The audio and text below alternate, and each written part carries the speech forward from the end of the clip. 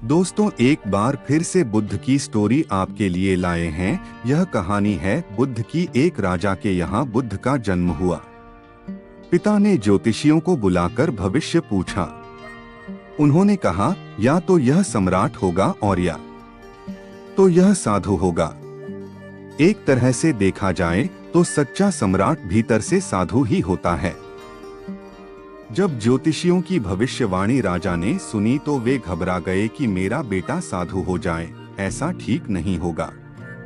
राजा ने पूछा, कोई उपाय बताए, क्योंकि मैं चाहता हूं कि राजा का पुत्र राजा ही बने। ज्योतिषियों ने कहा कि इसका लालन पालन व पूरा जीवन बड़ी सावधानी में बिताना होगा। अर्थात आपका पुत्र सिद्धार्थ कभी किसी बूढ़े व्यक्ति को न देखे, कभी किसी बीमार व्यक्ति को न देखे और कभी किसी मरे हुए व्यक्ति को न देखे। जब तक ऐसा होगा तब तक वे राजा ही बने रहेंगे। अगर ऐसा नहीं हुआ तो वे साधु बन जाएंगे। राजा शुद्धोधन ने अपने पुत्र सिद्धार्थ के लिए बढ़िया सिद्धियां, बड़े बड़े महल, अच्छे से अच्छा भोजन, दास दासियां और खाने पीने के सामान आदि वस्तुओं के ढेर लगा दिए। पिता ने पुत्र को सुख सुविधाओं में इतना उलझा दिया कि उसे बाहर का संसार याद ही नहीं आया। शुद्धोधन ने समझ लिया कि अब इतने सुखों के आगे साधु बनने का प्रश्न ही उपस्थित नहीं होता। वे निश्चित हो गए। राजा शुद्धोधन ने बिल्कुल पक्की व्यवस्था कर रखी थी कि उनका पुत्र सिद्धार्थ जीवन में कभी भी वृद्ध, बीमार और मृतक व्यक्ति को देख न सके, क्योंकि वे अपने पुत्र को खोना नहीं चाहते थे। सिद्धार्थ का जीवन ऐश्वर्य और सुख सुविधाओं में बीत रहा था। उनके जवान होने पर एक सुंदर कन्या यशोधरा से उनका विवाह हो गया। विवाह हो जाने पर शुद्धोधन की आधी चिंता मिट गई। अब तो शादी हो गई, अब कहाँ जाएगा? अब तो मेरा पुत्र बंधन में बंध गया है। अब उसके कहीं जाने का सवाल ही नहीं उठता। एक वर्ष बाद बेटे का भी जन्म हो गया। उसका नाम राहुल रखा गया। अब राजा शुद्धोधन को बिल्कुल पक्का विश्वास हो गया कि अब यह कहीं नहीं जा सकता। एक दिन सिद्धार्थ ने कहा कि पिताजी, आज तक मैंने कभी अपनी राजधानी नहीं देखी। आपकी आज्ञा हो तो आज देखाओ। राजा ने कहा, हाँ हाँ, अवश्य जाओ, अपना शहर देखकर आओ। एक सारथी को भी साथ में भेजा गया कि जाओ राजकुमार को राजधानी घुमा फिरा कर लाओ। फिर भी राजा ने चाकचौबंद इंतजाम कर रखा था कि कहीं चूक न हो जाए। सिद्धार्थ के लिए राजधानी के प्रमुख मार्ग खूब सजाए गए थे, पर घूमते घूमते सिद्धार्थ ने थोड़ा उल्टा मार्ग ले लिया। वे उस मार्ग से गुजरने लगे जहां पर तैयारी नहीं थी, और आज उनको बहुत आश्चर्य हुआ जब पहली बार उन्होंने एक बूढ़े आदमी को देखा। कमर झुकी हुई, पूरी चमड़ी में झुर्रियां पड़ी थीं। वह परेशानी और दुहक से बेहाल था। उसकी चाल बहुत धीमी थी।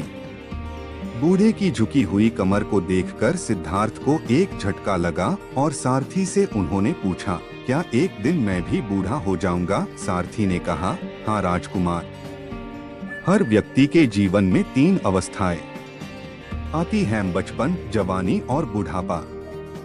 एक दिन तुम भी बुढ़ापे की अवस्था में जाओगे। हे राजकुमार, यह संसार का नियम है। चाहे गरीब हो या अमीर, सबका शरीर शिथिल अर्थात बूढ़ा होता है। राजकुमार सोच में पड़ गया। सारथी ने रथ को आगे बढ़ाया तो कुछ दूरी पर एक बीमार व्यक्ति मिला जो रोगों से घिरा हुआ था। उस पीड़ित व्यक्ति को देखकर राजकुमार का मन बहुत ही दुखी हुआ। राजकुमार ने पूछा, इसको क्या हुआ है? सारथी ने कहा, यह व्यक्ति बीमार है, इसलिए यह कराह रहा है। इस संसार में दुख और सुख दोनों हैं। यह अपने अपने भाग्य की बात है कि कोई दुखी है और कोई सुखी है। क्या मैं भी कभी बीमार हो सकता हूँ? सारथी ने कहा, आप यह विचार अभी छोड़ दें। समय बड़ा बलवान होता है। ये सारी बातें कर्मों पर निर्भर करती हैं, चाहे राजा हो या रंक, सुख दुख सब पर आते हैं। अगर शरीर में कोई रोग आना है तो वह आएगा। यह सब सुनकर राजकुमार सोच में पड़ गया। सारथी ने रथ को कुछ आगे बढ़ाया तो सामने से 4 कंधों के ऊपर एक अर्थी को जाते हुए देखा। राजकुमार ने ऐसा पहली बार देखा था। उसने सारथी से पूछा, यह क्या है? यह आदमी मर गया है। यह मुर्दा है। जो व्यक्ति मर जाता है उसको बांधकर श्मशान भूमि में ले जाते हैं, फिर वहां पर उसे जला दिया जाता है। राजकुमार ने कहा, क्या सबको मरना पड़ता है? हाँ, सबको मरना पड़ता है। यह मृत्युलोक है। जो जन्म लेता है उसे कभी न भी अवश्य ही मरना पड़ता है। तो इसका मतलब यह हुआ कि ठीक इसी तरह से एक दिन मुझे भी मरना होगा। मेरी देह भी मुर्दा होगी और मुझको भी 4 कंधों पर उठाकर ले जाया जाएगा। मुझको भी ऐसे ही रस्सियों से बांधा जाएगा।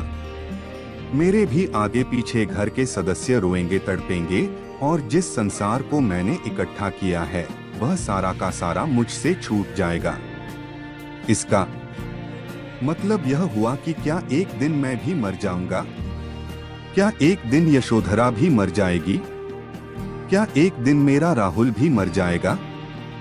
सारथी ने कहा, हाँ राजकुमार, एक दिन मैं भी मरूंगा, आप भी मरेंगे, यशोधरा भी मरेंगी और राहुल भी मरेगा, क्योंकि यह सब मरने के लिए ही पैदा होते हैं। उस रात सिद्धार्थ सो न सके। सोचने लगे कि क्या संसार में इतना दुख है, रोग है, बुढ़ापा है और ऐसे में मैं खा पी कर कैसे जी सकता हूँ? नहीं नहीं, ऐसा मुझसे नहीं हो सकता। मुझे खोजना होगा उस तत्व को जो दुख, पीड़ा और शोक से रहित हो, जो भय, भ्रम और भूल से परे हो, जो अनंत आनंद से भरा हो, जिसे पाकर फिर और कुछ पाने की इच्छा न हो। सिद्धार्थ वैराग्य के शिखर तक पहुंच चुके थे। बस उसी रात को उन्होंने घर छोड़ दिया। सारथी से कहा कि नगर की सीमा से दूर ले चलो। नगर के बाहर पहुंचकर सारथी को लौटा दिया। फिर कई दिनों तक वन में चलते गए। एक घने पीपल के वृक्ष के नीचे आसन लगाकर ध्यान में लीन हो गए। मिलेंगे आपसे अगले वीडियो में, तब तक के लिए धन्यवाद। ऐसे ही वीडियो देखने के लिए चैनल को सब्सक्राइब